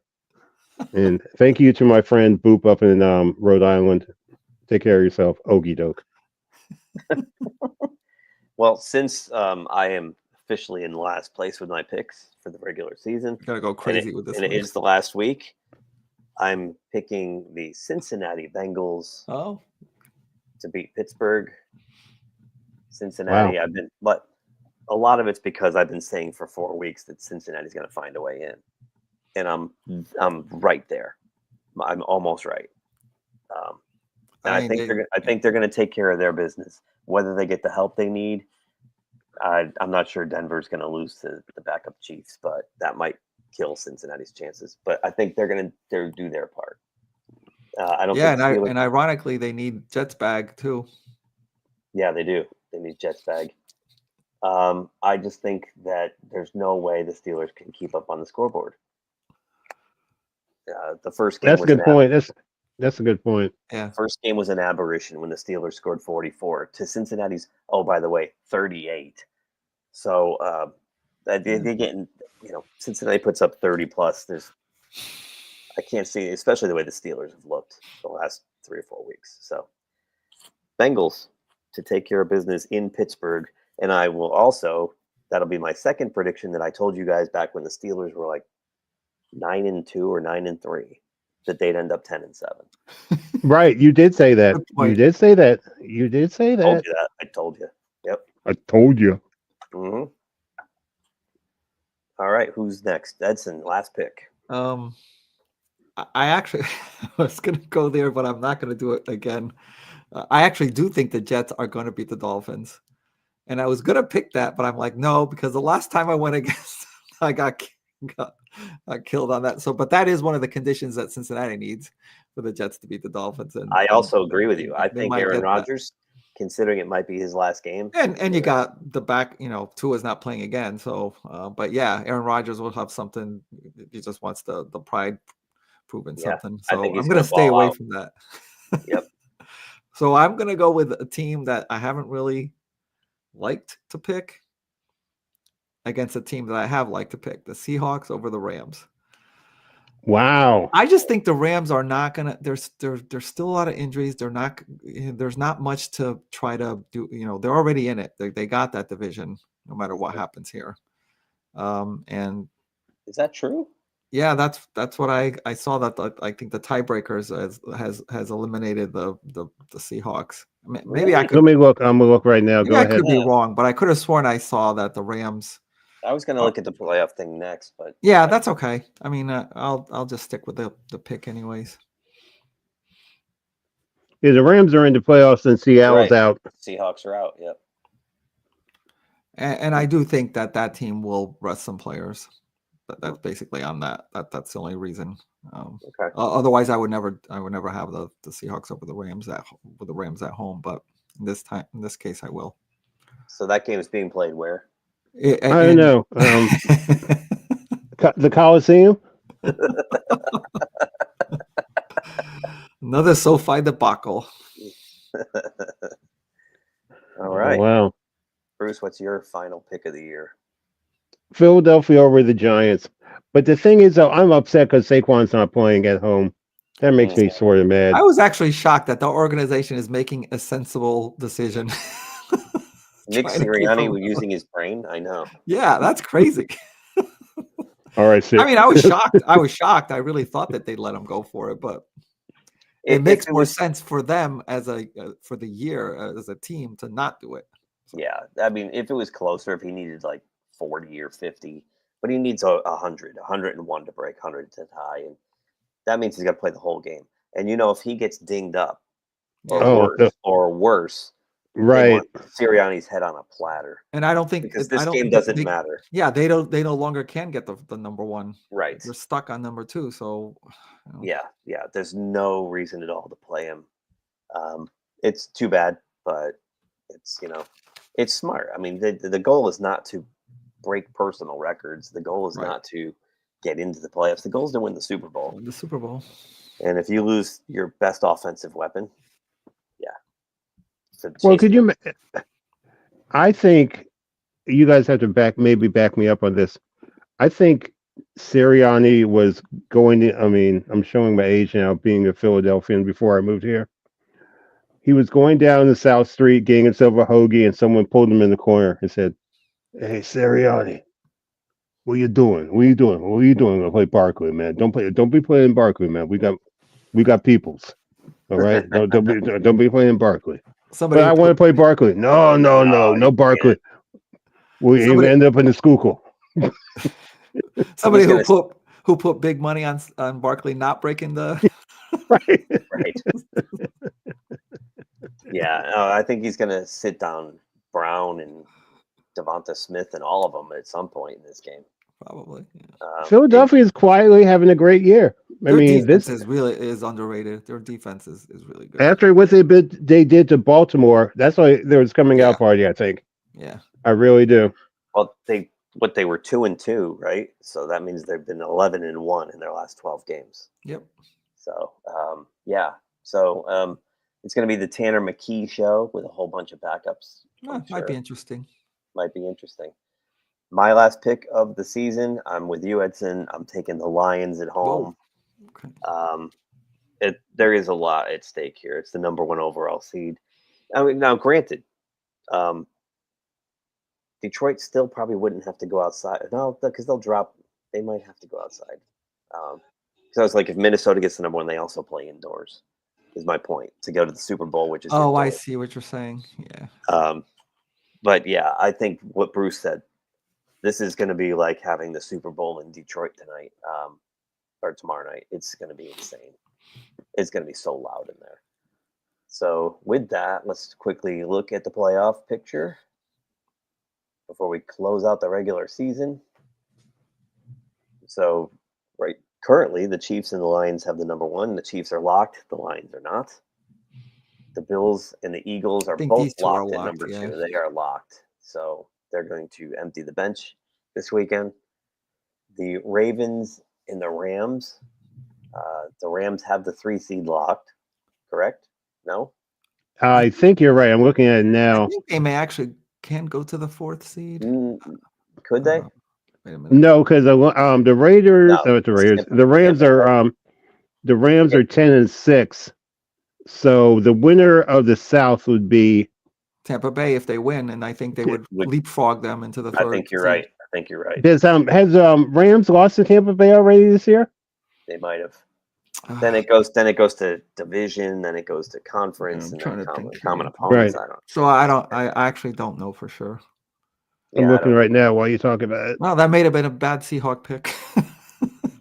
But again, I don't think teams really try that hard when it comes to between seeding 3 and 4. No, they want to stay out of the 5, 6, 7. Yeah, it's like that's where you want to stay out of. So in the case of Baltimore, if Baltimore happens to lose, that one is Pittsburgh happens to win, Pittsburgh grabs the 3 seed.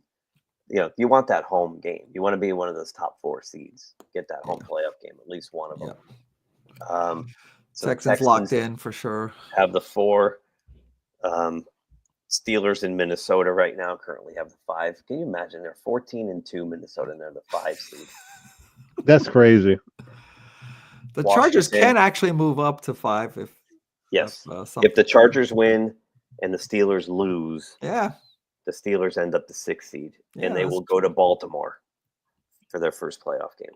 Wow! So the Steelers have to at least hold on to the 5 to go to Houston, because you want Houston as the first opponent. Oh yeah, yeah, and then again to be 11-5, potentially 12-5 in the number 7 seed is a crime against all humanity. I cannot believe the Packers are number 7. Yeah. Hey, when 14-3 comes around and 14, that's crazy. Well, that and you get screwed by, like we said, you get this automatic 3-4 seed to division winners. Although if Washington was to lose and Packers win, could they move up? I think maybe. I don't know. Yes. Okay. Because they'd have 12. Well, they can move up. Yeah. I don't know how hard they're going to try for that, but here comes Tampa Bay currently holds the 4th, but if they lose and the Falcons win, they flip flop. Yep. The other one's Broncos eliminated. Currently have the 7 in the AFC. But if they lose and the Bengals win and the Dolphins lose, the Bengals are in. If Denver loses, the Dolphins win and the Bengals lose, the Dolphins are in. If Denver wins, they hang. They keep it. I can't no matter what the other 2 teams do. I can't wait for this final one after tomorrow. Yeah. I love the if, then, but there. And everybody else is out. No, wait, keep on going down the screen, Keith. I like to see something. Keep on going. Keep on going. Keep on going. Wait a minute. Go up a little bit higher. A little bit higher. Bears, that's beautiful. Okay, Saints, oh wow. Okay, a little bit higher. A little bit higher. 49ers, that's beautiful. That's beautiful. Who would ever think the Cowboys and the 49ers would be out of the playoffs in the same season? I'm gonna say I didn't think the 49ers would be, but I did not right from our very first show, I thought the Cowboys were not going to make it. You did say That's that. right. You did say something like that. That's a big jump or anything like that. I'm sure a lot of other people had that take too, but I know I was pretty sure they weren't. But I thought that the 49ers would though. So One thing that surprised me the most is I just don't understand the 49ers. I mean, they were supposed to be they went to the Super Bowl. Oh, I'm sorry. Let me backtrack. We've saved that. Is this the third or fourth season out of five that Kansas City will have all their home games during the playoffs? well, last season weren't they on the road? Last year was they had I'm to sorry. go. You're saying out of 5. Yeah, I see what Yeah. you're saying. Yeah. Last year I was the think it first is. year they had to go on the road. Last year. Yep. They've been home up to that point. Mahomes had only played home playoff games. Yes. Right. I do remember. It was kind of weird. It was a weird stat. Yeah. It was all home playoff games and neutral site for Super Bowls, obviously. But yeah. I guess we'll see. So we'll see. But yeah, this is crazy. This is it. I can't believe the season's over. Starts today at 1 p.m. 4 p.m. Right? 1 o'clock. Ends tomorrow night somewhere around midnight. Enjoy what's left of it. And the real fun begins Monday morning when we get to say, I mean, I know we're running short, but we should just we should text each other what coaches are going to be fired and what coaches are going to say before Monday, because Cowherd's going to have a list Monday afternoon. I did have one little depressing moment during the week, thinking, "Oh, no Thursday game this week," and then, "Oh, no Monday game this week." Oh, so that's the mark of the end of the season. Well, the thing is, though, the Thursday game, we didn't have a Thursday game last week either. Yeah, we did. Oh, the day after Christmas, we did. Oh, we did. Yeah, we did. It wasn't a game, though. Oh, I see what you're saying. Yeah, that was probably the worst Thursday game. Yeah. Well, let's real quick. Let's just buzz through here before we hang up for the season. For next week, we've got to do our end of the season power rankings. We got to cover week 18 results. We've got to talk about coach firings, and we've got to talk that's gonna be so. And we got to do our playoff picks. So next week will be playoffs. Playoffs? Playoffs? Don't talk about it. Playoffs? You kidding me? All right, my prediction: first coach to get fired, Sean McVay. No, I'm kidding. Damn, I wasn't thinking LaFleur, but what do I know? So AFC East definitely. What's his name? I mean, Jets already are. Jets. Jets. Jared Mayo is. I'd say right now it's 75-25. He's staying. Right. I say but no. the fans want him gone.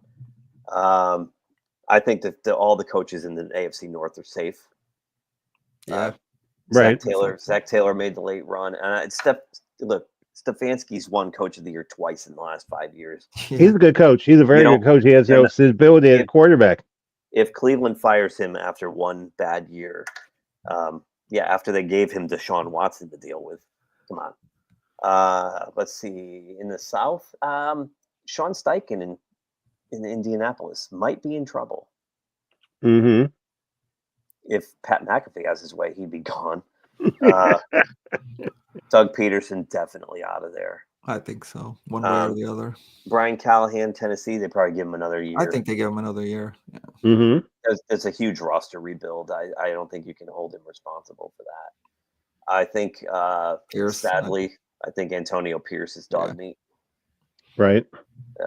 Let's see. In the NFC, I think McCarthy saved his job, and I think Brian Daboll's getting one more year. I think weirdly Dable is getting another. Yeah, I'm thinking that too. I don't know why they would, but I think so. Yeah, in talking to my buddy at the gym who's a Giants fan, he thinks that's the stupidest thing. And it's not because he doesn't like Daboll.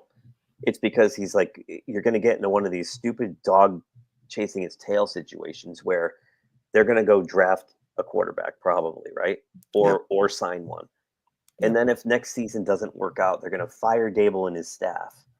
And then they're going to bring in a new GM and that quarterback has to start all over. Yeah. That, or it might be like a quarterback that the new regime doesn't even want. Oh.